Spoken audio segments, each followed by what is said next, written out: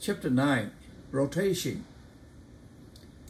Rotation covers rotational variables, rotation with constant angular acceleration, relating the linear and angular variables, kinetic energy of rotation, rotational inertia, Newton's second law for rotation, works and rotational kinetic energy.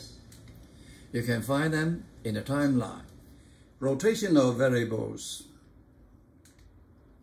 translation and rotation. The general motion equals translation plus rotation. Okay. Translation is motion along a straight line, the motion we have discussed almost exclusively so far. Rotation is the motion of wheels, gears, motors, the hands of clocks, the rotors of jet engines, and the blades of helicopters. It is the motion of hurricanes, planets, stars, and galaxies. The rotational variables. Figure shows a rigid body of arbitrary shape in pure rotation around a fixed axis, z direction, called axis of rotation or the rotation axis. Every point of the body moves in a circle whose center lies on the axis of the rotation. Okay. And every point moves so the same angle during a particular time interval. In pure translation, every point of the body moves in a straight line, and every point moves so the same linear distance during a particular time interval. Angular position. Figure also shows a reference line. It's called the reference line. This reference line is fixed in the body, perpendicular to and intersect with the rotation axis.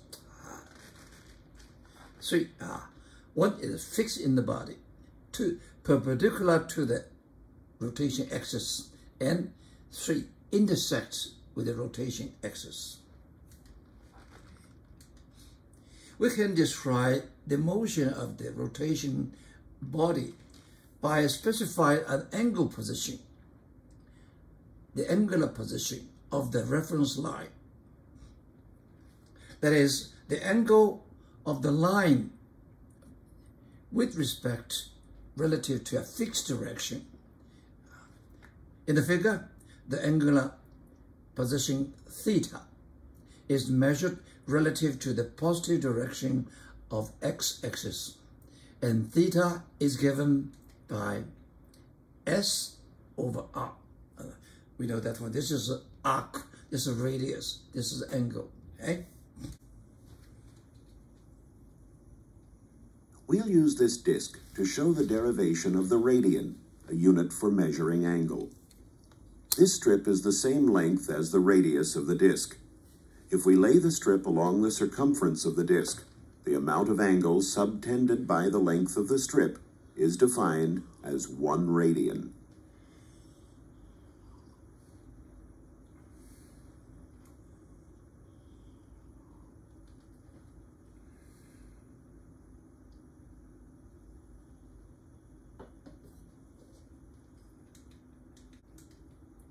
One revolution is equal to 360 degrees, or 2 pi radian, and 1 radian equals 57.3 degrees.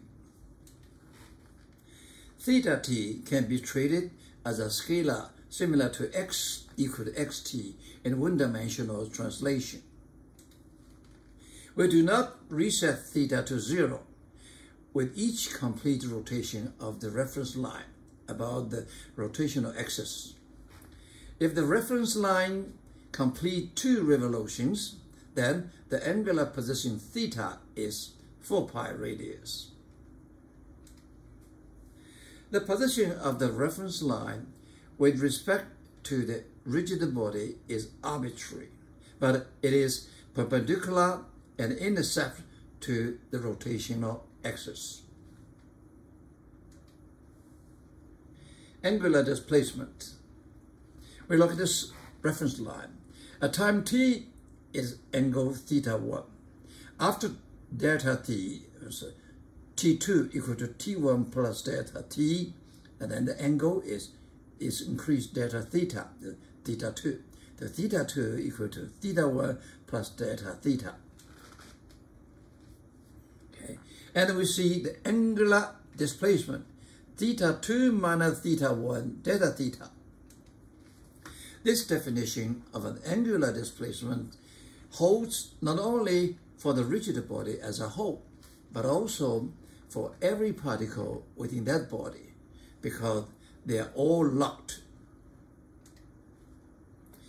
An angular displacement in the counterclockwise direction is positive, and the one in a clockwise direction is negative. This is very important. In this book, okay, we define the counterclockwise direction is positive, and clockwise direction is negative. Angular velocity. Average angular velocity, omega pi. Omega is angular velocity, pi is average. When it time t1, its angle references at theta 1, and t2 is theta 2. So theta 2 minus theta 1 over t1 minus theta 1 equal to delta theta over delta t. This is average angular velocity. The unit is, this is angle radius, and this is time second, so radius over second.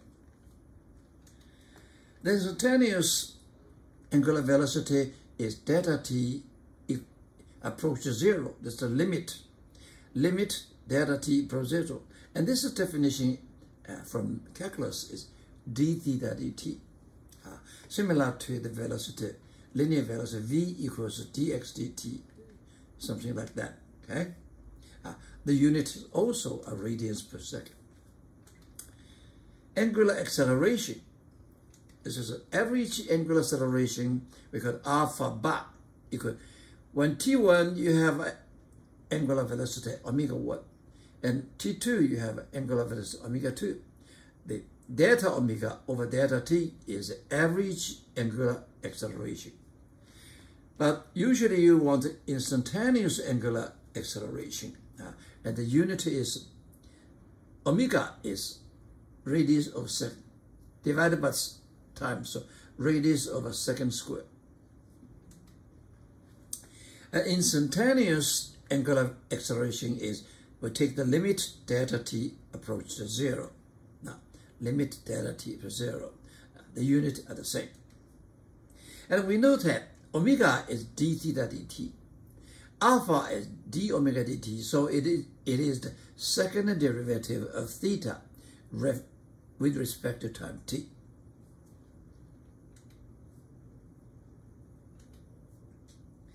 Are angular quantities vectors? The question arises, can we treat the angular displacement, velocity, and acceleration of a rotation body as vectors? The answer is qualified yes. See caution below in connection with the angular displacement. Right and rho. In the world of a pure rotation, a vector defines an axis of rotation, not a direction in which something moves. Okay, this is the axis of rotation. Okay, we use the right hand. What we do? Now, we establish a direction for the vector omega by using a right hand rule. Okay, you curl your right hand about the rotating record is rotating this way. So that's okay. Your fingers, 4 fingers, pointing in the direction of rotation, direction, and your extended thumb will then point the direction of the angular velocity vector. So this is omega. This is omega. Okay. If the record were to rotate in the opposite sense, this one, and when you use the right hand rule would tell you that the angular velocity vector then points in the opposite direction, going up.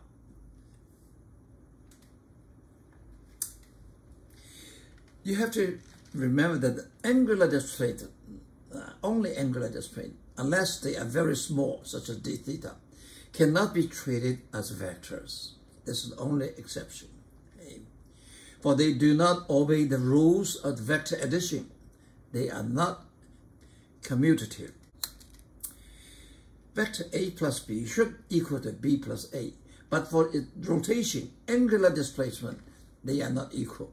Suppose A is a rotation around x-axis, B is a rotation around y-axis. Then we see A plus B means you rotate around axis 90 degree, become this one. And then you rotate y 90 degree, become this one. So this is operation A plus B. Now let's see the B plus A. B is rotated along y 90 degree from here to here. And then B plus A, rotate x around it, okay, this one. This is a B plus A, this is A plus B, they are not equal. So angular displacements cannot be treated as a vector, okay, unless it's very tiny.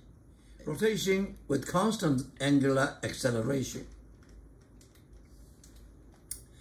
We have a two table.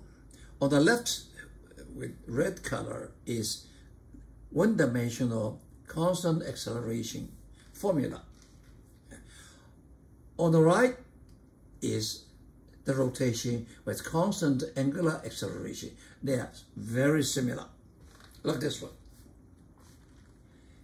This is a one-dimensional constant acceleration movement.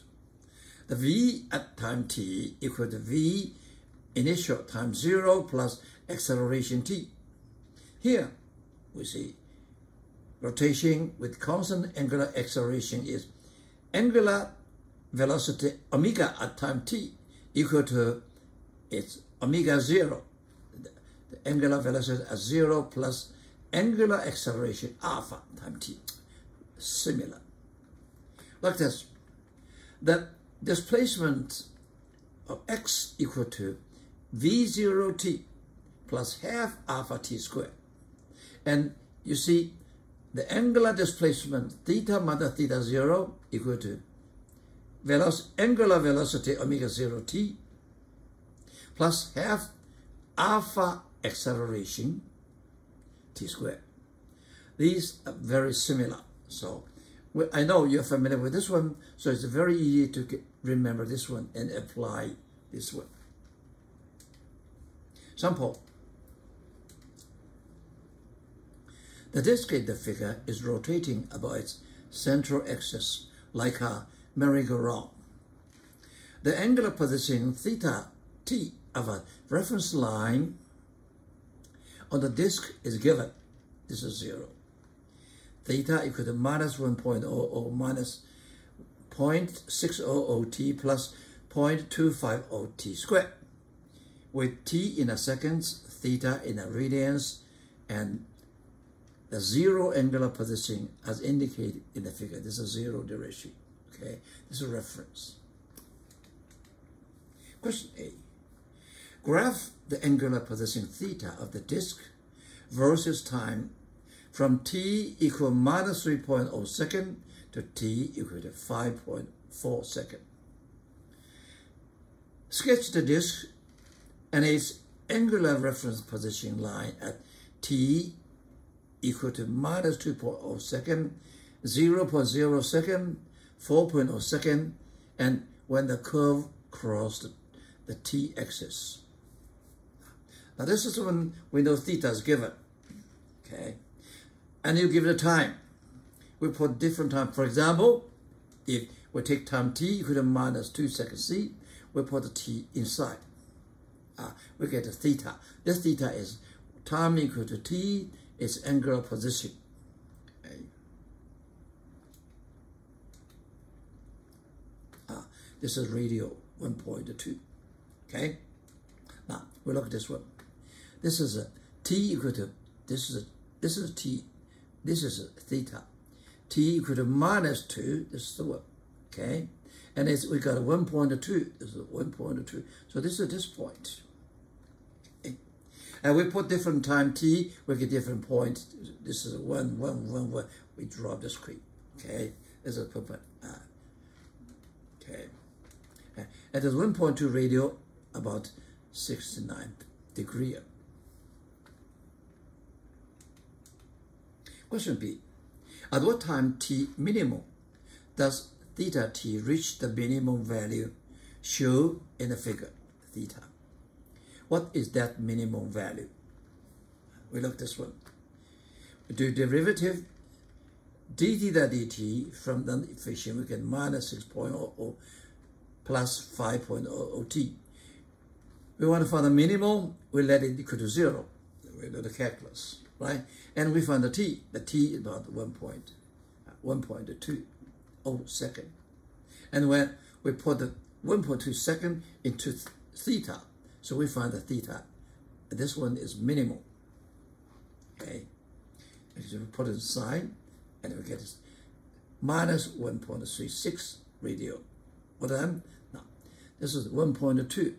1.2 is this one. This is the point, okay? It is about minus 1.36, minus 1.36. This point, okay? This is minimum value. Question 3. Graph the angular velocity omega of the disk versus time from t equal to minus 3.0 to t equal to 6.0. Sketch the disk and indicate the direction of the turning and the sine omega at t equal to minus 2.0 second, 4.0 second, and t minimum. We got t minimum, okay? It's 1.2 something, okay, right? Now, we know omega is d theta dt. Theta is given, so we do the derivative. We got angular velocity omega equal to minus 0.600 plus 0.500 t. Okay? Now this is angular velocity. We put t equal to minus 3x, and at different time up to now, we can get omega. We can plot it. Okay? This is omega. This omega t is linear, so it's a linear equation. Okay? We put t equal to 2.0, we get omega. T equal to 1.2 minimum, we get omega 0. And we got the t points 4.0, we get omega. We put the inside, we get a straight line. That's a very simple one. Question D. Use the result from part A through C to describe the motion of the disk from t equal to minus 3.0 to t equal to 6.0. We look at the situation. Okay, we know the theta. We know the omega. We know the acceleration, alpha. Alpha equal to 0.500 d omega dt, right? Well, look at this one. When t equal to 0, omega is negative number, and angular acceleration always positive. Okay, what this means? This means the omega is negative number, but acceleration is positive. So that means the magnitude of the omega is negative direction, but the absolute number is reduced smaller and smaller until it stops. And then if we turn around, go to positive direction. Okay? So when we first observe the disk at the 3.0, it has a positive position and is turning clockwise. Clockwise means omega is minus number. Okay? But slowly, getting smaller and smaller. It stopped at the angular position theta equal to 1.3 point. Okay. And then begins to turn counterclockwise with its angular position, eventually becoming positive again. Now, simply, it's very simple. At the beginning, I forget about theta. I just want omega. Omega is negative, and alpha is positive. So the omega gets smaller and smaller until it stops. Then you turn around the positive because the alpha gets bigger and bigger. That's the situation. Sample. A child is taught is spun with an angular acceleration. Alpha is given 5t cubic minus 4t. With t in seconds and alpha in radius per second squared. At t equal to 0, the top has angular velocity phi radius per second, and the reference line on it is an angular position theta equal to radius. That 2 number actually is the initial condition, okay? T equal to 0. Question A. Obtain the expression for the angular velocity omega t. We know d omega dt into alpha. Alpha is given. So we do the integration. We can find omega. Okay? And we put this one. Alpha equals 5t cubic minus 4t. This is easy to do the integration. Okay? This is a 5 over 4 t to the 4 and minus 2t squared plus constant. Okay. Now we want to find a constant. We need the initial condition. When t equal to 0, omega 0 is what? The t equal to 0, omega 0 is 5. So we put t equal to 0, omega 5, so c is 5. Okay. Then we put the omega equal to 5t over 4 minus t squared 5 radians per second. Question B. Obtain an expression for the angular position theta t of the top. Now, when you know omega equal to d theta dt, we just find omega. Now we do the integration. We find the theta. Theta equal to d. Omega is 5t to the 4 over 4 minus 2t squared for the 5. This is very simple integration. Okay, we get integration plus constant. Okay, plus constant. And we see the initial condition is t equal to 0, theta equal to 2. We put this one inside, we get a c prime equal to 2. And we get the answer.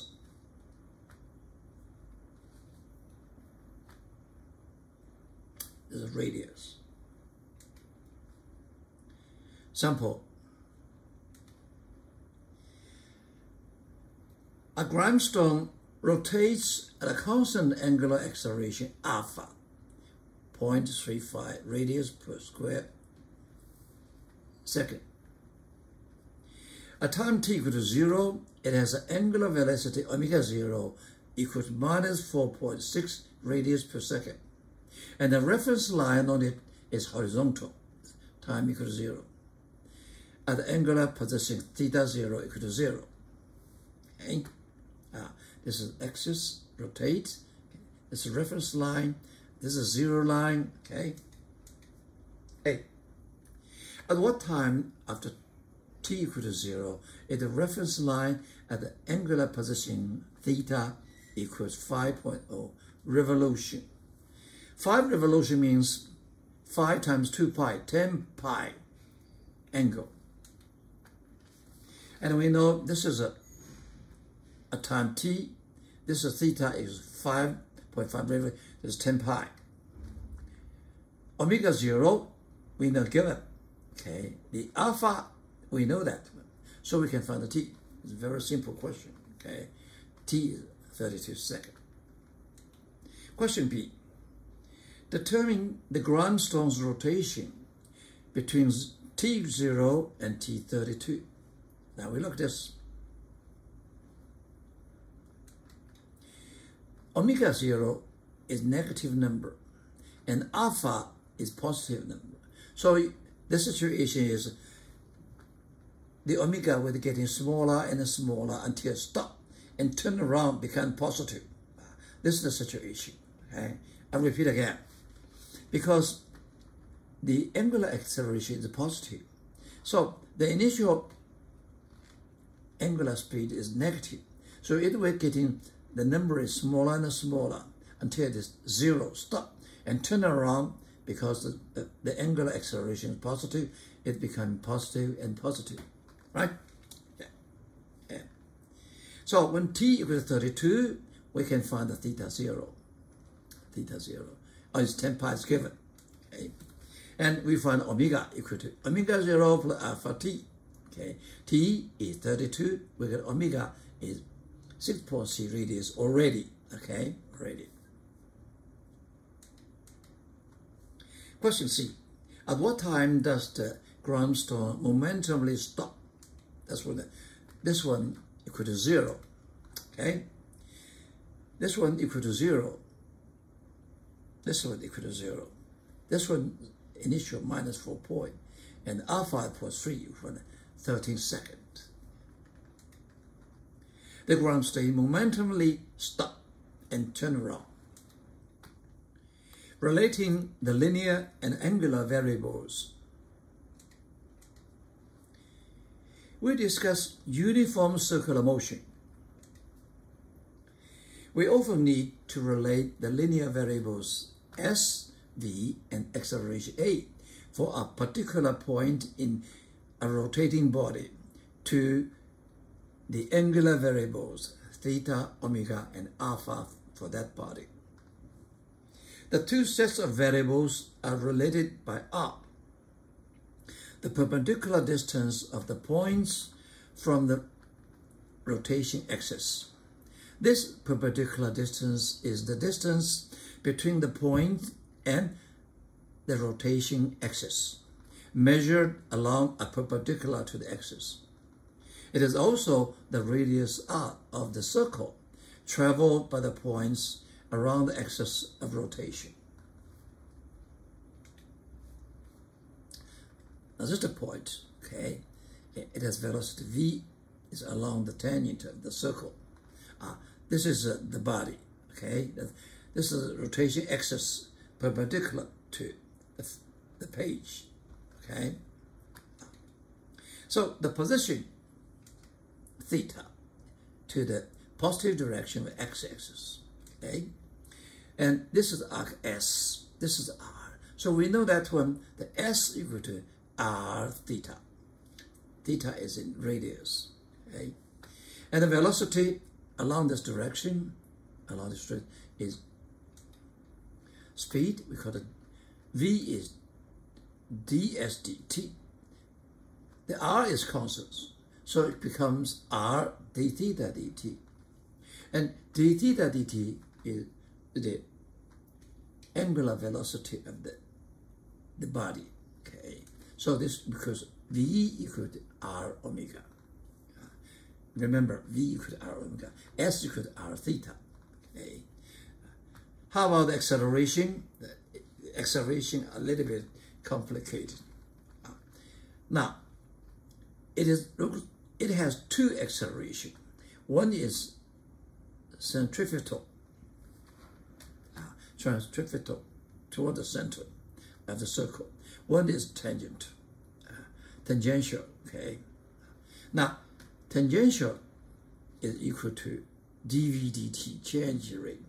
V is omega r. R is constant, so it becomes r d omega dt. This is alpha, okay? So A tangential acceleration equal to r alpha. This alpha is the angular acceleration, this one. And centrifugal acceleration, we know equal to v squared over r. V equal to omega r, so they could be put as omega squared r. Okay, it's called this one. And the A is AT squared plus AR squared square root. Okay, figure shows a centrifuge used to accustom astronauts trainees to high accelerations. The radius r of the circle traveled by an astronaut is 15 meters. Question A. At what constant angular speed must the centrifuge rotate if the astronaut is to have a linear acceleration of magnitude 11 g? We know this is a centrifugal acceleration, omega squared r, okay? And so the omega is equal to AR over R, okay? This is given 11g. This R is, no, So we can find R. Okay, A is 11, G, okay, is 4, okay, 2.68 radius per second, okay, about 28 revolutions per minute. Question B. What is the tangential acceleration of the astronaut if the centrifuge accelerates at a constant rate from rest to the angular speed of this one, omega, 26 revolutions per minute in 120 seconds? This is it because AT, okay, AT is alpha, okay, tangential acceleration alpha, and we know that, R we know that, okay. This, what is alpha? Alpha is omega minus omega 0 over t. Okay, we put a number inside. This is 2.68 minus 0 over 2 times 12.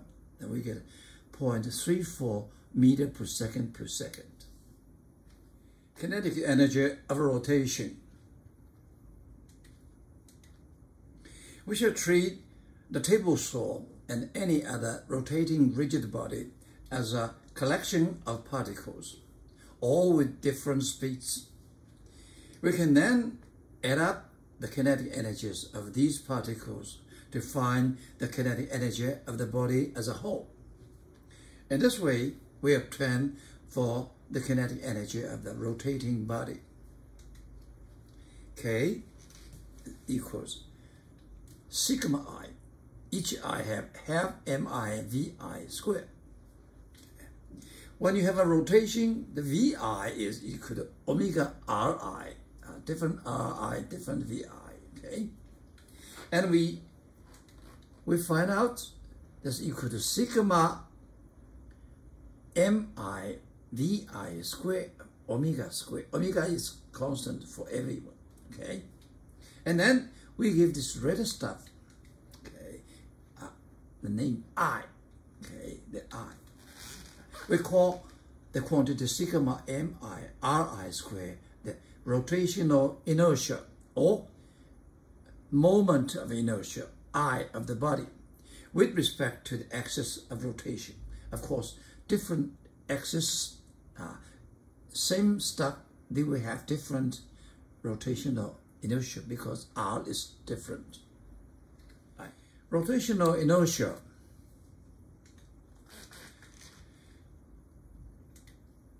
I, as we mentioned, sigma mi ri squared, the original definition. Okay. Now we are going to calculate in different situations. Okay. Now look at this rod. It's rotated along this axis, and then rotate along this axis is different. Same stuff, the I will be different because I distribution, M distribution is different. Okay. Now what we do is that if it is a rod or some body cannot separate, we divide it into many dm. Each dm you have r squared, and then we do the sigma or integration of a total v.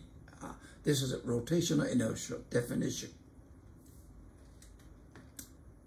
Depends on the I, depends on what? This is the mass, okay?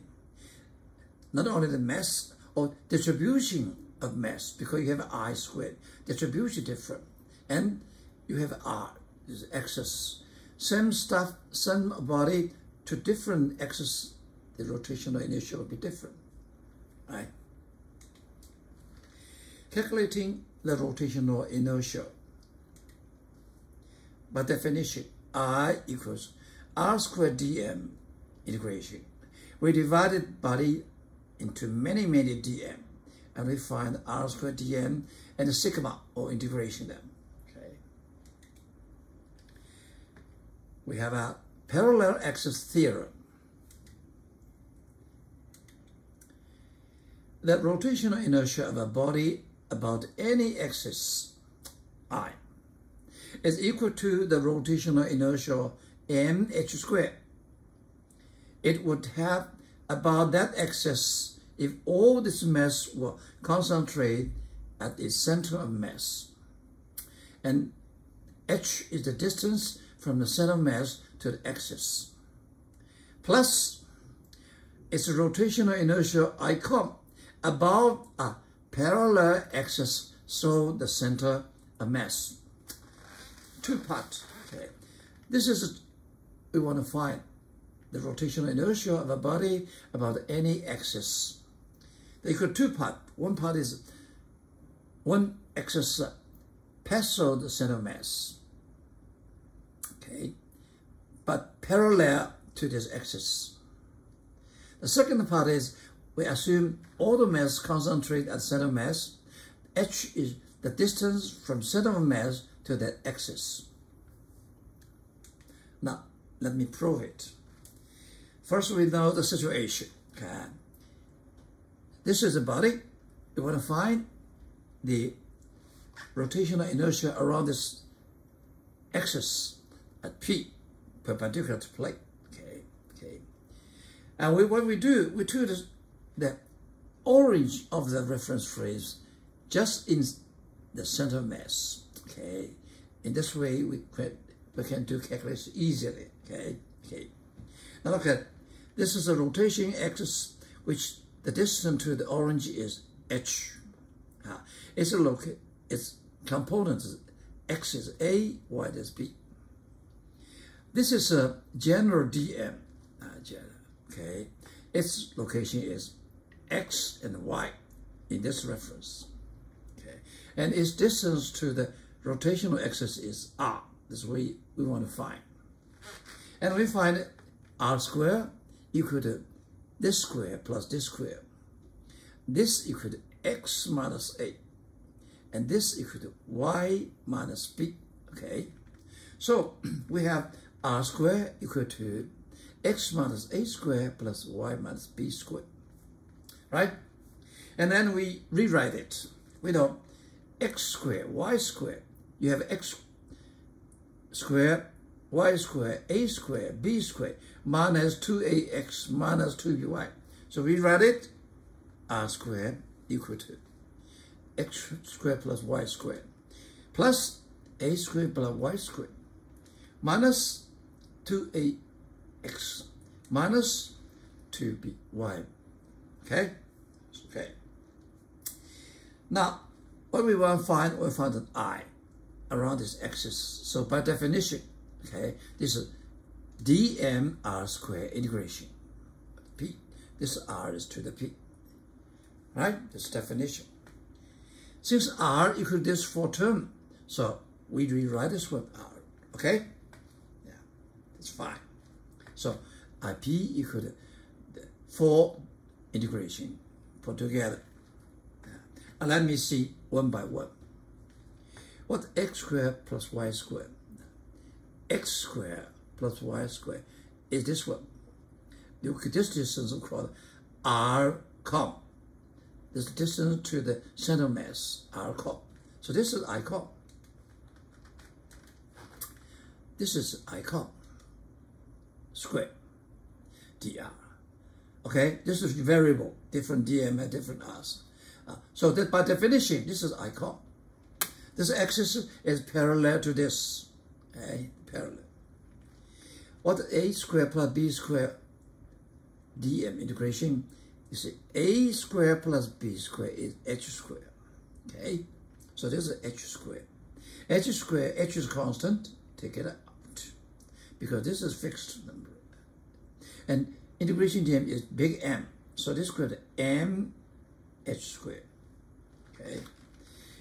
And about this one, the 2a take it out because integration x dm. Now we look at this.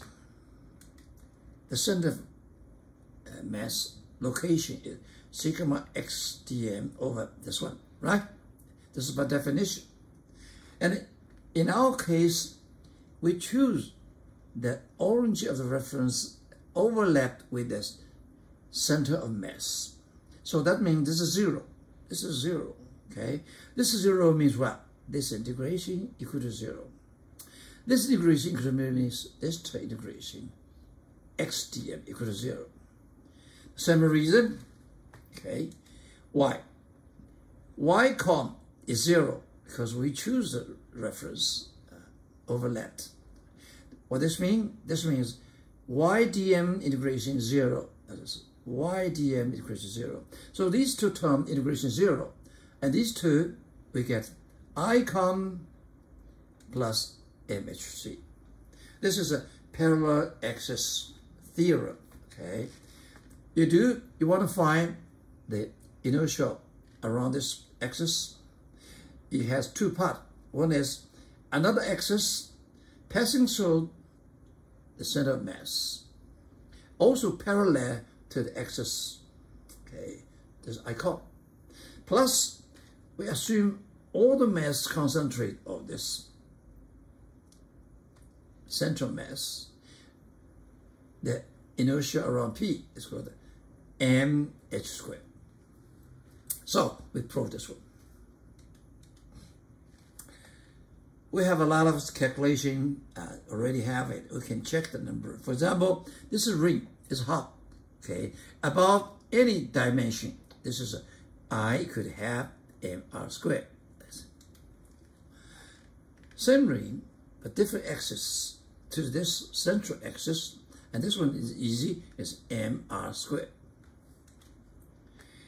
This one is a little bit thick than this one. You have a radius r1, r2, okay, and okay. So this is what equal to half m r1 squared plus r2 squared. And this one is a rod, okay, a rod. It would have a radius r, a length l. So the Im along this axis is half mr squared. Or it's very thin, it's also half r squared. This one is the same thing, but different axis perpendicular to its central axis. Okay, so this is Im. This one is similar to this one, but very thin, without big r. So it is half 12 ml squared. Okay, okay, this is a solid sphere. Okay, solid sphere.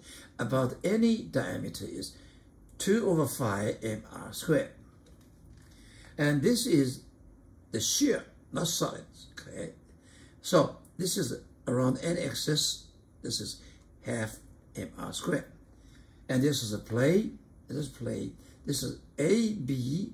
This axis perpendicular to this plane is half, is 1/12 m a squared plus b squared, and so on. This is the inertial center of mass. And sample. Figure A shows a rigid body consists of two particles of mass m, connected by a rod of length L and a negligible mass, very light. Okay. Question A. What is the rotational inertial icon of this body about an axis so its center mass perpendicular to the rod? Now, store the centimeter and perpendicular to the rod. What is their rotational inertia? Now we can see basically the definition. I equals sigma miri. Okay. This one is Sm, distance half L squared. M half m squared. So together it's half ml squared. Okay. Question B.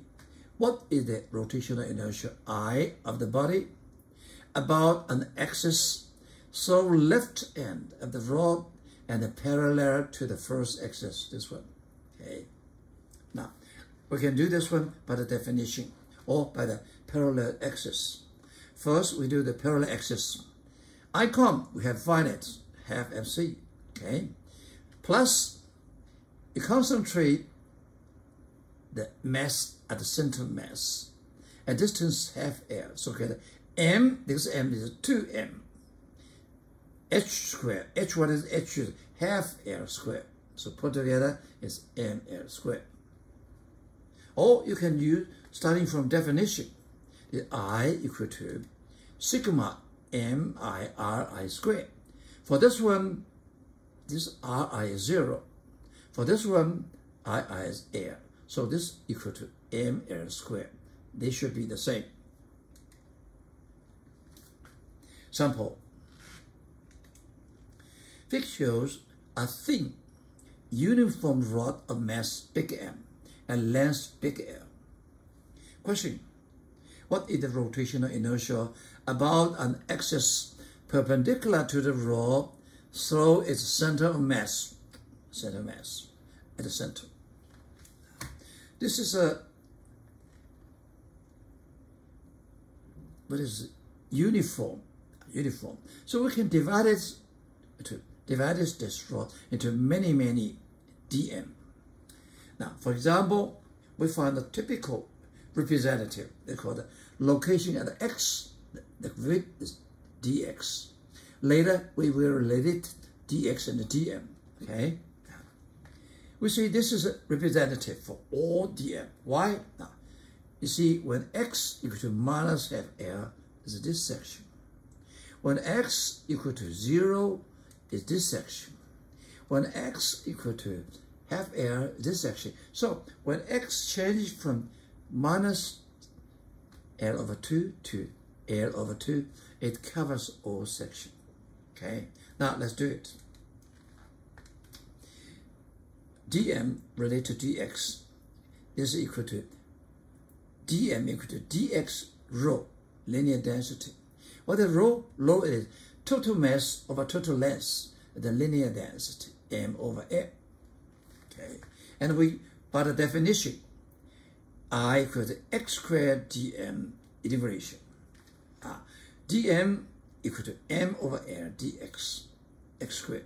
From where to where? From x equal to minus half L to positive half L. Then we get the answer. Okay? With the answer, very simple one, equal to ml squared over 12. Okay? We can check the table. This answer. Question B. What is the rotational inertia of the rod about an axis perpendicular to the rod so its endpoint? This one. Then we have two ways to do it. Okay? Two ways to do it. One is we use the parallel axis theory. Okay? We already find the icon. Okay? It's ml squared over 12. Right? Now, second we put this all the mass here, big man. Distance to the center. This distance is half L. This h is equal to L over 2 squared. Then they put together, we get it's ms over 3. We also can use other definition. Sigma, this is the one. Okay, this is the one. Okay. We do the integration. M, we know this one. Integration is, this one is from x equal to L, L0 to L. Okay. And L is x squared. R, in this case, is one-dimensional x squared. Okay. So we put this dm equal to m of L d inside, then we get I is same thing as this one. Newton's second law for rotation. Torque. Let me rediscuss the torque. Okay. We have a solid body rolled around an axis passing through, perpendicular to our page. This is the force acting on point P. This is R from axis to the point P. We say the torque F around this O is tau equal to R cross F. And the magnitude is RF sine phi. Phi is the angle between F and R. A same force will have different torque with respect to different axes because R different, right? The unit of torque is as meter. This is a Newton, so Newton meter. We look at this one. Okay, torque is R cross F, and the magnitude is RF sine phi. Look at this, F sine phi. F sine phi is this one. It is one. This is perpendicular to R. Now we call it tangent, along the tangent direction, right? Yeah. Yeah. And as we call it F perpendicular. What this means by perpendicular? The perpendicular is F, the component F perpendicular to R. So this is R, this is perpendicular to R, so called RF perpendicular. We can look at this toy another way. Okay, we combine the sine phi with R. You see what is R sine phi? Now, this is R. This is a phi between the angle. This is R sine phi. R sine phi. We call it R perpendicular. Perpendicular to what? Perpendicular to F. R have components perpendicular to F. So it's very easy to remember the magnitude of torque. Torque is RF perpendicular or FR perpendicular.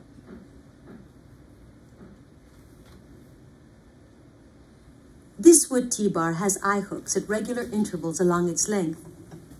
If we hang a 1 kilogram weight on this hook, a person can easily lift the weight off the table with a twist of the wrist.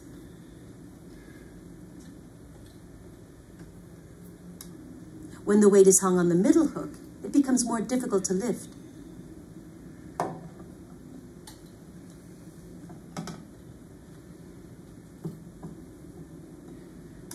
If we place the weight on this hook, it becomes very difficult for a person to hold up the bar.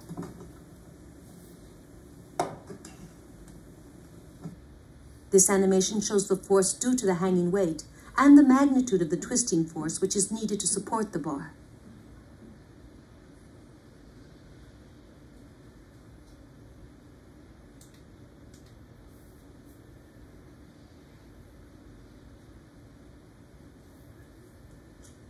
Why are the doorknobs put on the outer edge of doors instead of in the middle? This hinge board will show the reason. The board tilts up on a hinge and may be lifted by pulling up on any of these eye hooks along its length. If we pull up on the eye hooks with a spring scale to measure the force needed to lift the board in each case, which eye hook will require the greatest force?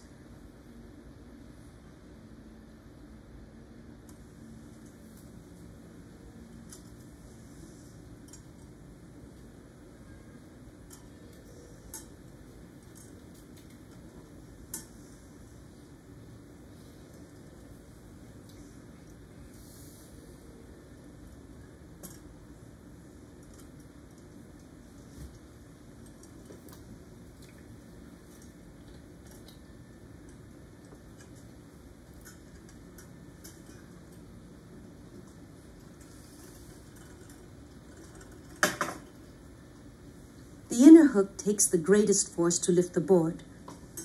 Heavy doors are easiest to move if the handle is on the edge furthest from the hinge.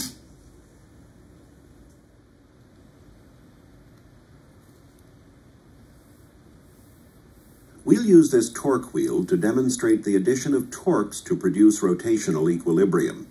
The wheel has discs of different diameters around which ropes can be wound. With no weights hanging from the ropes, the wheel is stable.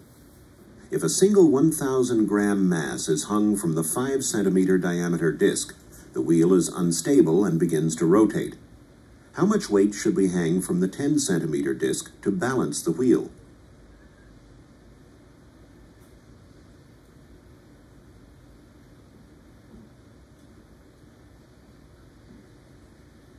A 500 gram mass rebalances the wheel. Newton's second law for rotation. We look at the situation. Figure shows a simple case of rotation about the fixed axis. The rotating rigid body consists of a single particle of mass m, fastened to the end of a massless rod of length r. A force Fx, as shown this way, causing the particle to move in a circle about the axis. The particle has a tangential component of acceleration at. This is perpendicular at, governed by Newton's second law. we say Ft equal to ma. This will go this, because it's a rod, you cannot only accelerate this direction. Okay. And there's At equal to alpha r. Alpha is angular acceleration of theta. Okay. And the torque, as we see, is r f perpendicular. R f perpendicular, f tangent. F tangent equal to m alpha r. So this becomes mr squared alpha. And we write I equal to mr squared. We give it a name later, okay? So tau equals to I alpha. This is the Newton's second law for rotation. It's similar to the Newton's second law for a particle. This is F, this is a torque of F. Mass of inertia, rotational inertia. Acceleration is angular acceleration. The equation tau equal to I alpha is derived for the special case of a single particle rotating about a fixed axis. It holds for any rigid body rotating about a fixed axis. This follows from the principle of superposition, because any such body can be thought of as assembling of single particles. So we have sigma tau equal to I alpha.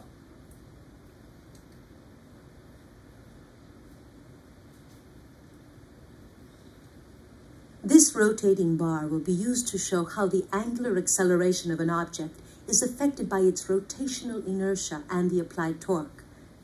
Two discs attached to the axle can be wrapped with string, with masses hung from the string to provide a torque to spin the bar.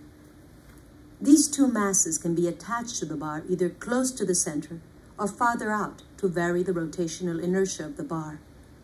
We'll first apply a torque to the bar by hanging a 100-gram mass on the 5-centimeter disc. The masses on the bar are at their outer positions. Here's the angular acceleration.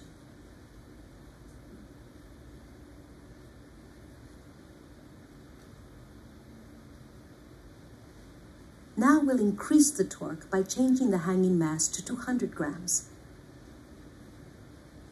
Here's the angular acceleration.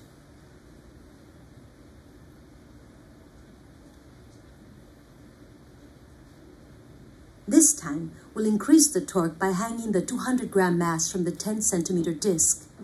Here's the angular acceleration.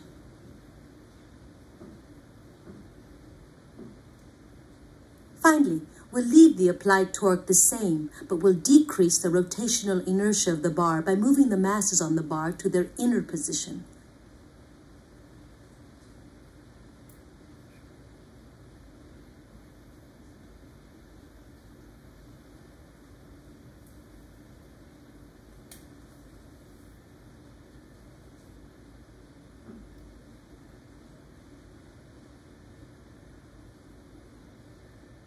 Here's the angular acceleration.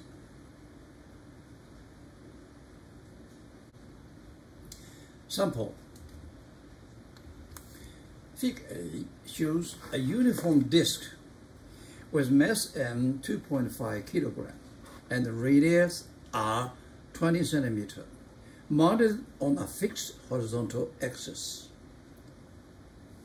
A block with mass m 1.2 kilogram hangs from the massless core that is wrapped around the rim of the disc.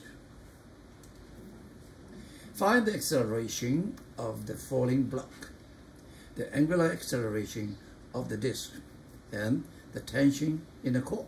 Straight up, blue, red, green. The core does not slip, and there's no friction at axis. Now, let's see the diagram, free body diagram for the disc. At risk, you have a lot of force acting on, and this the tension. Okay. Whatever force acting on is axis, I don't care. I take this as a reference.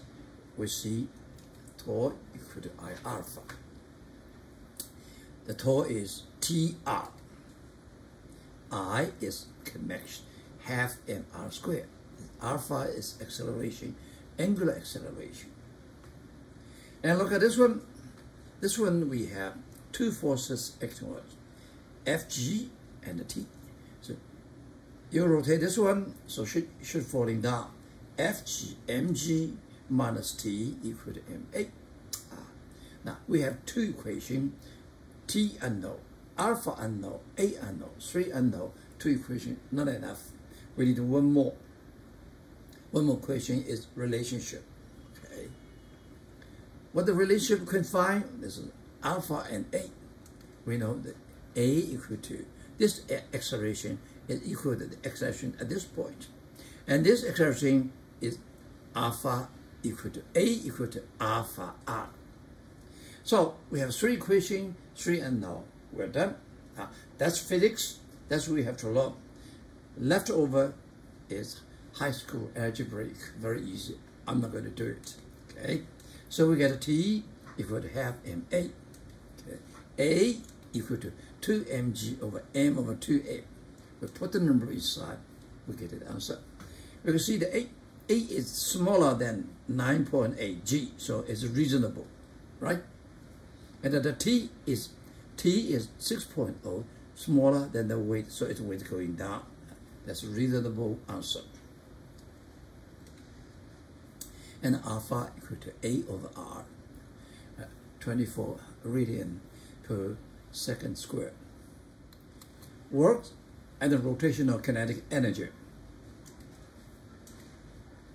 Let us again consider the situation of the figures below, similar to the previous one.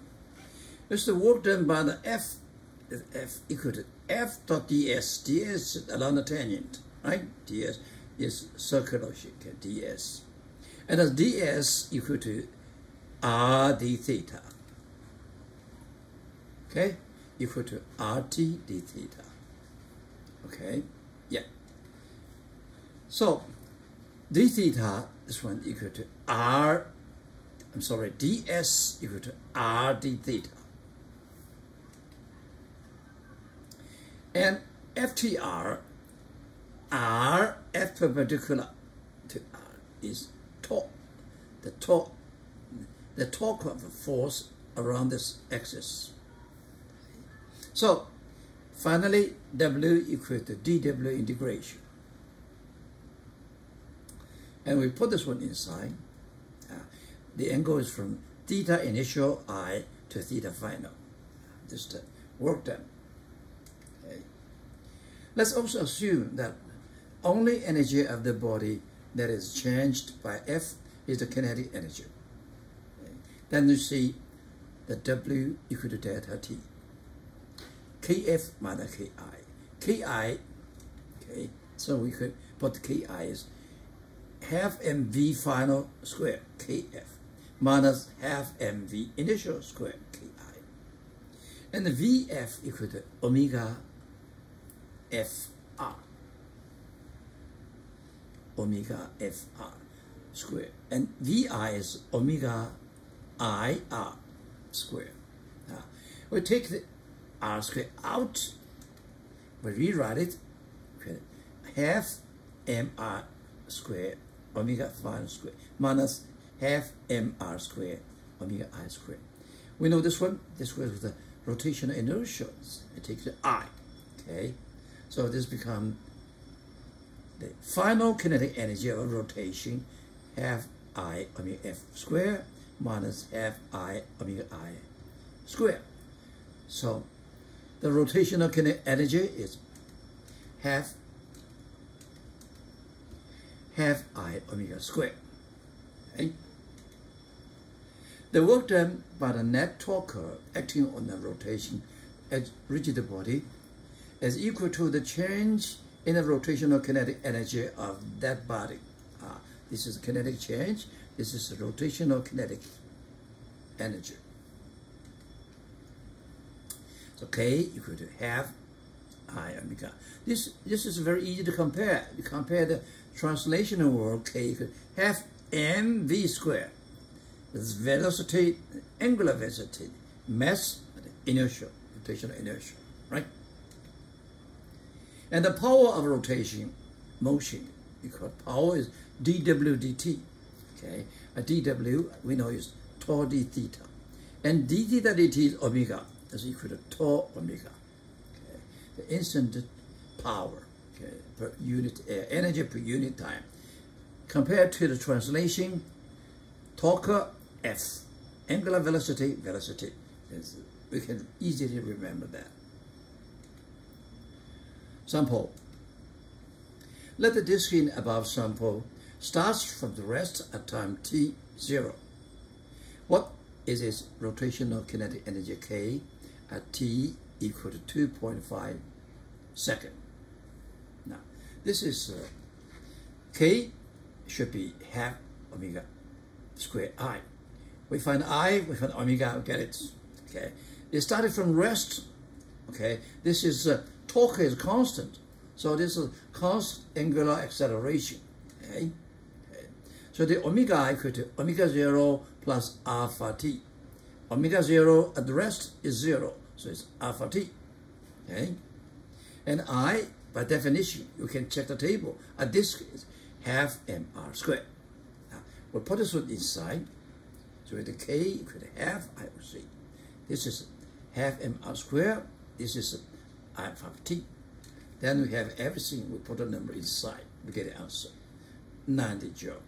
This is the kinetic. Before 0, the kinetic change is also 93. Okay, this kinetic change because of the gravitational force to works. Okay, the same work. Question B. Kf equal to Ki plus 0.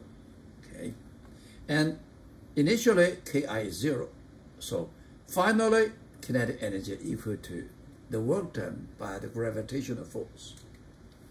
So the work done by gravitational force equal to tau theta. Tau theta. Okay, delta theta. Tau is Tr. Theta F we can find out. Theta I is 0. Okay, this is theta F equal to omega I t plus half alpha t squared. Omega I is 0, starting from rest, okay, 0. So we get half alpha t. And we put this inside, okay, we get the same answer as we expected. Sample. A rigid sculpture consists of a thin hood of mass m and the radius r 0.15 meter, and a thin rod mass also m and the length 2.0 r diameter, arranged as shown in the figure. The sculpture can pivot around at a horizontal axis in the plane of the hoop, passing through its center. This is axis, rotation axis. Question A. In terms of M and R, what is the sculpture's rotational inertia I about the rotation axis? About this, what is the rotational I? We see, we can look at these two parts. One is rod, one is a ring, okay?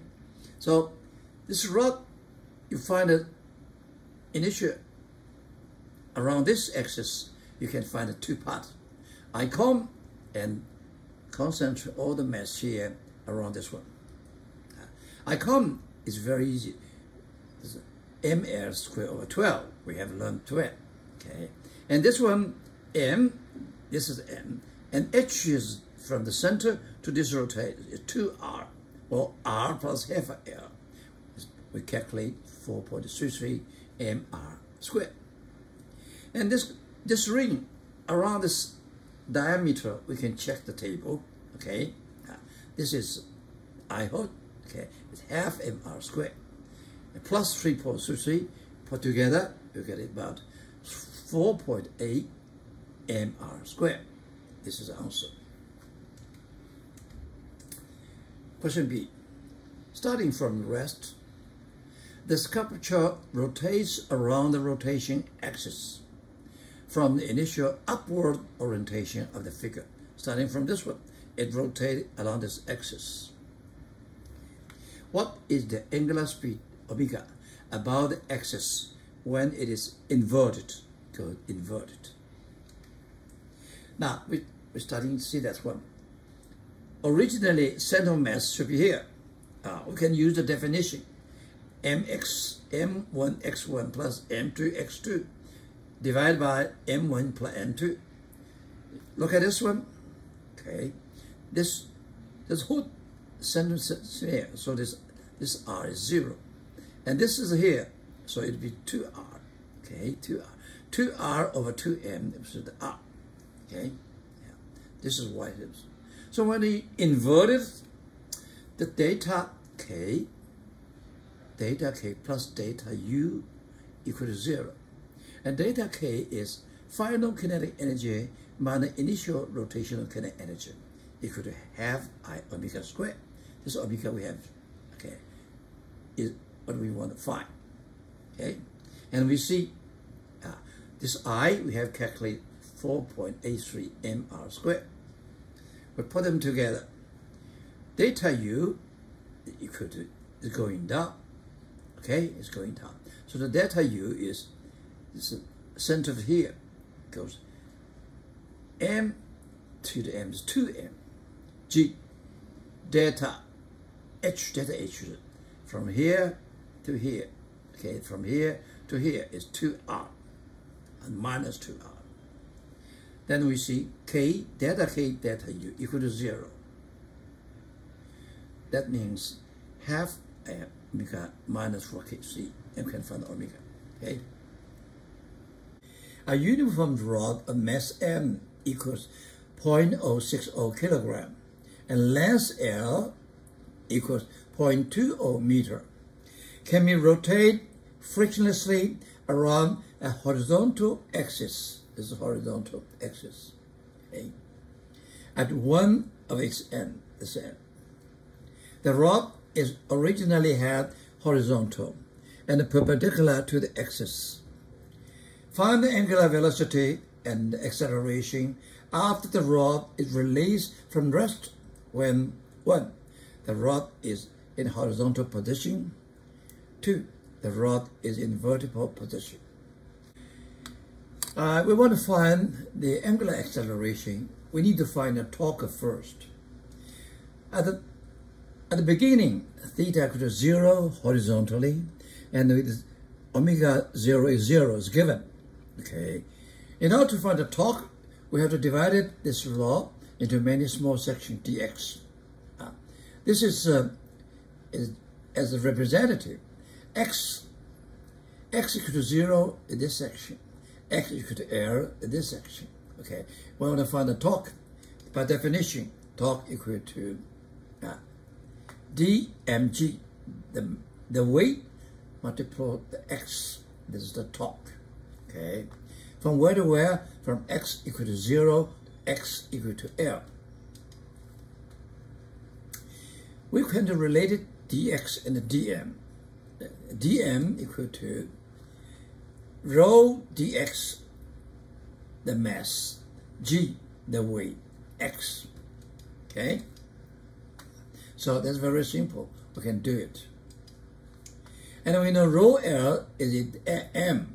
So this becomes half mgl. Once we know the torque, and we know its angular acceleration at the beginning is tau over I.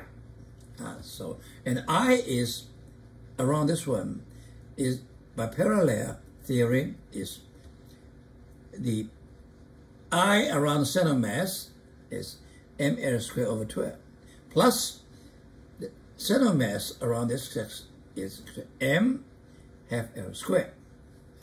Then we can find omega r.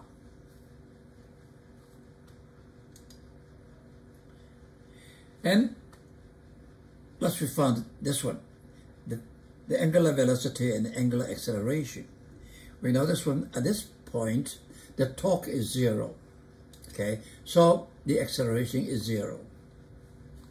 Okay.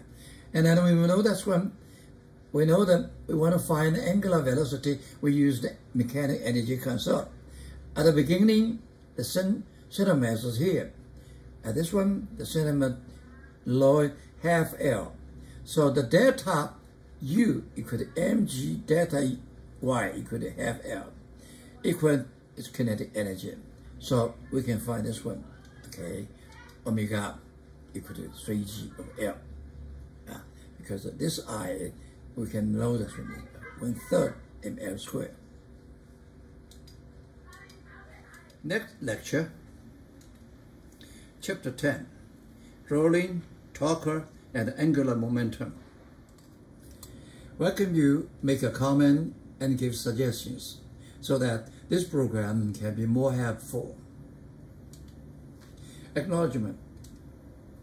This video clip is a part of my lectures on college physics during 1990 to 2021, based on the adapted textbook, Principles of Physics by Holliday, Resnick, and Walker, published by Wiley. The demo videos were bought from a company in USA by my university for teaching. They help a lot. I'm sorry for not remembering its name to show my appreciation. It seems that they came from the University of California, Santa Barbara, where I got my PhD in physics. Thanks God.